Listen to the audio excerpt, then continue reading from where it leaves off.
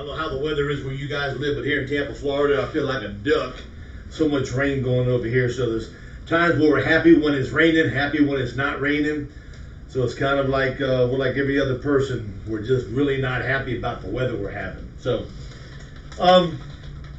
okay, today we talked about yesterday some objections that I want to think about it. Today I want to think about this here. You're going to go to the door because you tried calling them and the people are not answering. And that is becoming more and more common because of all the telemarketers and all the people that are calling these people to get their car service, to get their car extended warranty, to get credit card debt, IRS, you're going to jail. So people are getting a whole lot more telemarketing BS calls. So what they're doing is that they're being more reluctant to answering their phone. So here's number one. If you live, let's say you live here in Tampa, Florida, and the area code here is 813, and you're going to be working in an area called Hernando County, that area code is 352. You can go to Google and you can get yourself a 352 phone number that'll be used for the people to see when you're calling. When they call back, they're going to call you on your phone. So you can check into that there. Will it help? It should. Yet people are more reluctant to answer the phone. So what we're coming to find out is that agents are having to knock on the doors more and more and more, which some agents don't like doing that.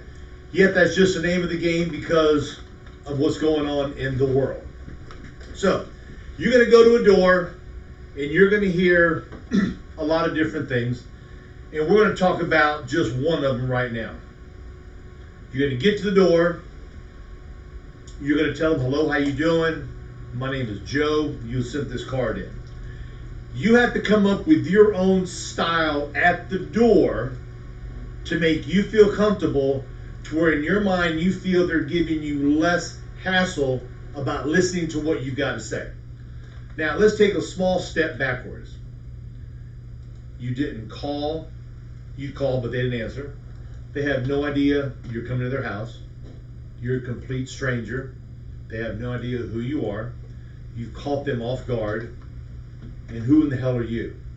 So you've got to sit and think, do I get excited when they give me some stupid response of why they don't want to see me? So we need to be prepared for all of those different responses they're going to give you. So, never giving nobody any homework. But I'm going to give you guys some homework to do. Write down all of the rebuttals you heard at the door. Write them down. And then with those rebuttals, come up with some comebacks that can hopefully overcome that rebuttal to where you can at least speak with the person. The bigger you are, the further back you should stand. I'm 6'1". I weigh about 260. You need to move back. I'm intimidating. I'm a nice guy. I got a great personality. Good looking. Yet, they don't know me. They got no idea what I'm there for. A lot of people think I'm the police. So when you go to a door, stand back, speak nicely, speak slowly, look them in the eye, have the card, have the words final expense, whatever lead you have the highlighted words there so they can see those words when you hand them the lead. Don't be shy to do that there. Take a couple steps back, get in the house. Now, this is one that we're talking about today. Yes, I sent the card in, yet I can't afford to start it today. Now, it's kind of hard to have a debate outside when you're standing face to face with the person. So you get to come up with some way to overcome that objection, but before that there, you kind of want to try to get into the house if possible. Okay? Here's something that was told to me 100 years ago by my insurance dad, Stanley. Stanley's been doing this here for a long, long time. He was a debit agent. The guy is a wizard. He's a king when it comes to words. His words just flow out so smoothly. His response is, Joe, when they say they can't afford it, today's not a good day. Hello, Jimmy. Today's not a good day. I can't see you. His response is, I wouldn't have expected you to have answered any differently. Okay? Joe, I can't see you today. Joe, I changed my mind. Joe, it wasn't me. Joe, I gotta go to the doctor. I understand. I wouldn't expect you to answer any differently. You're kind of like defusing their BS they're telling you. You take a step back. You go, okay, what do I tell them? What response have I practiced? So when they tell me this remark, what can I say that at that proper time I feel is going to help me get one step closer to getting in the house? Okay? That's what you got to sit and analyze up here. So most importantly, you got to try to have all those cobwebs out of there, any personal stuff out of there if possible. Try to have that part of your brain that you're going to be using as clean and clear as possible. So when they say something, bam, that file's going to open up, it's going to pull out, your fingers are going to start walking. Rebuttal number 207 I'm going to use. You're going to pull it out, look at it in the sky, and say, yes ma'am, I totally understand, and come back with something. Okay? Now, these are things you have to do. You got a lead. That does not mean anything other than you have a lead. People don't buy because you got the best price in town, because you haven't told them the price when you got to the door. They're going to buy from you. Now, other things come with that. What you say, how you say it, your pricing, all that stuff there. Yet when you're at the door, they have no idea that you're an independent agent. They've got no idea you represent more than one company. They have really no idea anything about what you're going to speak about other than the card you showed them. That's all they know. So you're going to have to be able to think light on your feet. So when they sit and tell you, you know something, sir, I can't afford to start that today. Your first response will be, ma'am, I totally understand. I wouldn't expect you to answer any differently. Yet, the way my companies that I represent, they don't want any money from you in the beginning. Okay? Matter of fact, we don't even accept money at all. With your permission, may I come inside, start wiping those feet off, okay? Even if you're 10 feet back, start wiping those feet off, because that is the universal sign, I'm coming in. May I come in and go over the program with you to at least let you know how it works. If it's something you don't want, it's no big deal. I'm just doing my job, okay? They're going to give you some rebuttal at the door. Now, when you walk up to the door, they say, oh yeah, Joe, I've been waiting for you. Oh yes, I'm dying to buy some insurance from you. Oh yes, my uncle just died last week, and I'm so happy you're here. You will hear those famous words, please come on in. I've been waiting for somebody. I've been wanting to buy some. You will hear those there. But more so, you're going to hear the excuses of why they don't want you to come in. So, since you're going to hear more excuses not to come in, you need to practice reasons of what to say a whole lot more. Okay? Now, if you sit and think, if you're a professional baseball player, and we're going to do this the opposite way as I normally do it. Professional baseball player gets up to bat. If he gets 2 hits out of 10, he's hitting 200. He gets 2.5 hits out of 10, okay? He's hitting 250. He hits 3 out of 10, he's hitting 300. The other 8, 7.5, and 7, he's either grounding out, striking out, he's not getting on base. There's what we're going to concentrate on today. How to get on base more than 2, 2.5, or 3 times. Okay? And that comes with just practicing more. Baseball player be the same way. The only way for him to get more hits is to learn the pitcher. Him to learn the style of that pitcher. How he sets up, how he delivers. What is he known for? A curveball, a fastball, a slider? Does he throw the ball at 92 miles an hour? Does he throw it 97 miles an hour? How fast is his changeup? So a baseball player that gets up there who's getting paid millions of dollars must know that pitcher to where that pitcher is basically his enemy. He's got to overcome that pitcher's rebuttal, which is a fastball. Same thing we got to do. When we're at the house, we got to understand that we don't know if they're going to throw a fastball, a knuckle, a slider. We've got no idea. So what we've got to do is that we got to be prepared. But the nice thing about baseball is that that batter that's going against that one particular pitcher, he's seen films on him, he's been coached on him, he's read about him. He knows 90%, if not more, of what makes that pitcher click. He knows that already before he gets in that batter's box. When you and I go to a door and we knock on the door, it's like walking up to a Broadway stage with a new scene and new actors. You got no idea what's behind curtain number one. So this is why we need to practice these things, so when we go up to a door, open that file out, put our fingers through there and say, okay, rebuttal number 206. Got to pull it out. People are not being mean to you. People are not being rude to you. Well, some of them are. But on the average, they're not being mean. You caught them off guard. You cannot cop an attitude when they don't want to talk to you. You can't. You cannot get upset with them because you can't. You got to sit and say, it's the nature of the beast. I have no idea who I am. So this is why you need to practice what you say when you go to a door. Your tone, your voice inflection, your eye contact. Okay? You get one chance to make a first impression. Doesn't matter if you're the best looking guy or the cutest girl out there. Does not matter. A lot has to do with your smile. A lot has to do with just the way you say hello. They're not expecting you.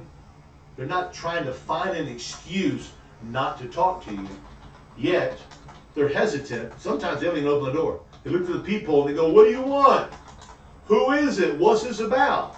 So you got to sit and make a decision at the door. By standing back, you can sometimes hear them. Now, do you play dumb and make like you don't hear them? Okay? Or do you play the game, let me walk up to the peephole and go, Miss Jones, it's Joe, how you doing? She's got no idea who you are. All she can see is your big old face. That's all she sees. So you got to stand back. What I do, 90% of the time, I'm going to stand back and make like I don't hear them. I'm looking around, see they open up a curtain. They open up a curtain, I'm going to wave at them. Okay? Now, if they go to the side window next to the door and they open it and they go, what do you want? Now, they kind of caught you doing what you're doing. So you got to walk up the door and say, my name is Joe. You turn the lead around. You say, you sent this card in wanting some information. What's this about? Can you open the door, please? And I will show it to you, please. Tell me what it's about. It's got your name on it. I've got the stuff highlighted, what it's about. I'm not sure what it's about. Can you leave me the information? No, ma'am, I cannot leave you the information. This is something that you wanted and it's for you and you only. Yet I need to get more information so I can give you the information you want. I don't have time today. Ma'am, I don't have time to come back tomorrow. I'm extremely busy. And fan through your leads. Carry extra leads. You got leads from 16 years ago? Carry them. Carry about 20, 30 leads with you. Fan through and say, ma'am, I got to see all these people today. I appreciate if you just give me 2 minutes of your time. Just 2 minutes. And I'll help you out. They don't let you in. You don't get that lead and go, throw in the trash. You're going to go, okay, I got to come back next week. That's all. Okay? Will she remember that you said you had no time? Will she remember you had 20 or 30 leads you fanned through them? Will she remember that you told her to open the door? Maybe. Who cares? Who cares? What you and I do is a game of statistics. It's a game of how many doors we knock on, how many doors we can get into, how many presentations, how many sits, how many sales. We are working machines. We cannot sit and worry what they're thinking. Because believe it or not, sometimes they don't remember. And if they do remember, and they say, well, I was talking to you through the door, but you didn't leave me the information. You got to go into your memory bank, open that file up and say, you know something, you're correct. And the reason I wanted to, yet the reason I did not was because I needed to ask you some questions to make sure I left you the correct information. You got to know what to say when you're under the gun. I want you to sit and think about when you're home writing this stuff down, that you're a witness, you're a fugitive. They've been chasing you for 50 years. And they got the big white lights on you. They got the heater on you. You're sweating. You're nervous. They're going to prison for 100 years. They're gonna cut your legs off. And you're sitting there and you're sweating to death. That's what I want you to feel like when they're asking these questions, you're going to be put under the microscope, yet you're saying, man, I got this here. I've been practicing. Why didn't you leave me the information? I wanted to, but I needed some more information from you. Okay, why couldn't you come back tomorrow like I said so? And you didn't hear it. Say, well, ma'am, I'm extremely busy. And I said, I would have come back if I would have heard you say that there. I do apologize. Okay, you got to think light on your feet.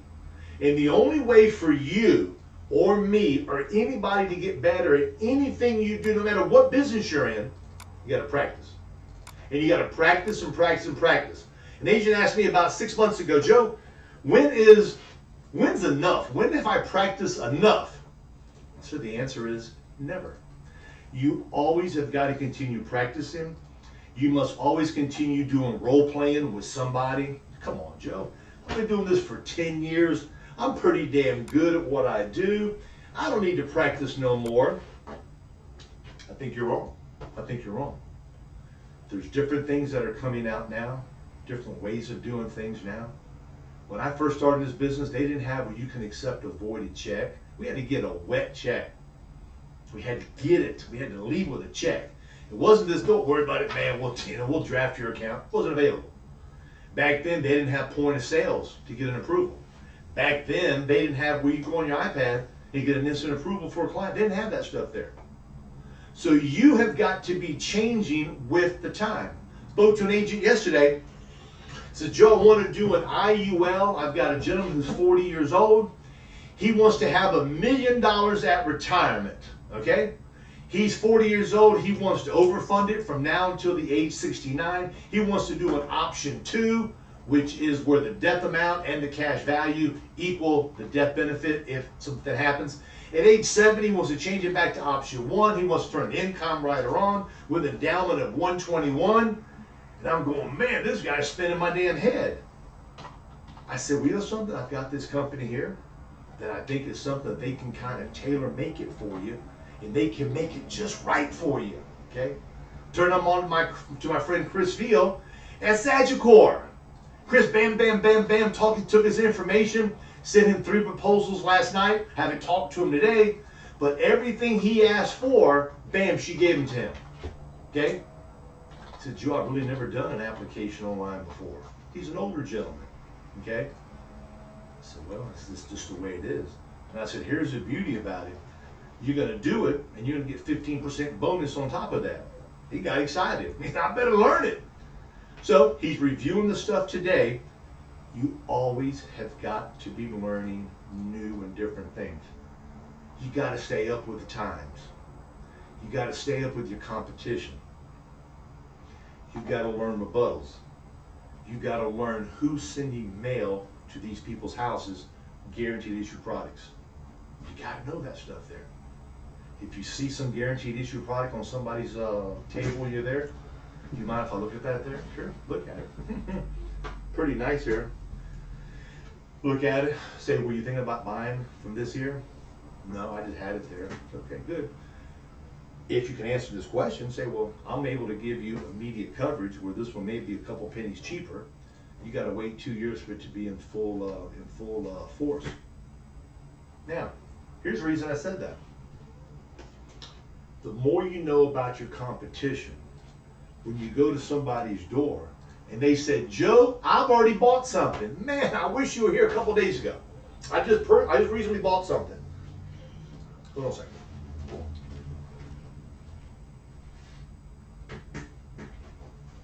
I put the air conditioner on. I'm getting all fired up. I just bought something, Joe. God Almighty. You say, man, congratulations. I'm very happy you bought something there. A lot of people I deal with haven't bought anything and they're waiting to get the information from me, so I'm very happy you got something. What carrier did you get it from, if I may ask?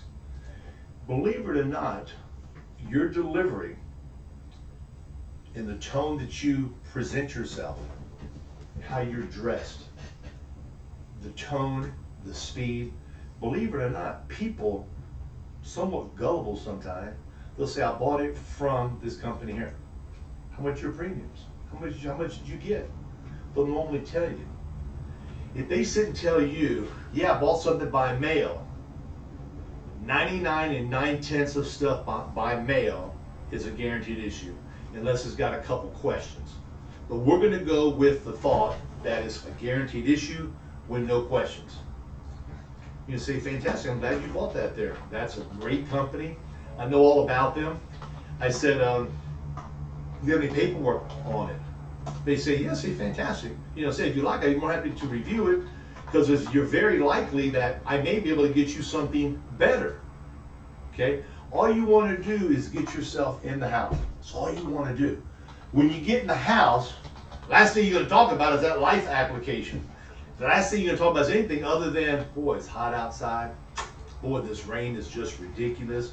The plants like it, but I'm just tired of driving it. You wouldn't believe the little pileup I saw last week. You wouldn't believe this here. You want to get to know them. Now you come in for, by the way, I tend to talk a lot sometimes, and it's almost lunchtime. You got to make me lunch. You want to give me that little receipt so I can look at it for you, because I've got an appointment now at 1 o'clock. You want to make them feel that you're not in a hurry, yet you don't want them to feel that you're going to camp out there. When they get the policy, the application, you get the paperwork, because they haven't received the policy yet, you look at it, okay? If it's by Mutual Omaha, Globe, Physicians Mutual, Colonial Penn, MetLife, all of those people usually have a 2-year waiting period if it's the whole life program. Find out about their health, okay? Whatever objection they have at the door, okay? I thought this was about a dental plan. Yes, ma'am, it is about a dental plan. May I come in? You got Royal Neighbors that gives you a free dental plan when you sign up for them. Oh, I thought this was about Medicare. Yes, ma'am, it's about Medicare. Go on in. Tell a little bit of a white lie. Yes, ma'am, it's about Medicare. What questions did you have about Medicare, ma'am? You're going to talk to them about that there? Okay, you got to be careful, because you cannot promote Medicare. You can't be knocking on the door about Medicare and say it's about this card here. Okay, the card's going to save you because it's got nothing about Medicare on there. I caution you, but yet you want to get in the door. When you get in the door, now you got to straighten up and fly right. Say, well, it's about Medicare. Sometimes that people think they sent the card in for Medicare, but yet primarily this card's about people who want some type of final expense or some life insurance or a burial plan, a cremation plan, a pre-need plan, an at-need plan. Do me a favor. Do some homework over the weekend. Write down the things people have told you at the door. Give yourself some space. Write down some rebuttals. You'll probably be able to use the same rebuttals for a couple or 3 of the same remarks that they're going to tell you. Write them down, start practicing. Start going over and over again, because what you want to do is you want to store them up here to where you have what we call as muscle memory. So when they hit you with a left shot, you know exactly what to do. When they hit you below the knees, you know what to do. The only way to do that is to practice and to get better at what you're doing. So with that said, guys, I hope this helps you out. Make it a great day. You got any questions, call us. Call your manager, call me. Thank you very much. Make it a great day. Bye.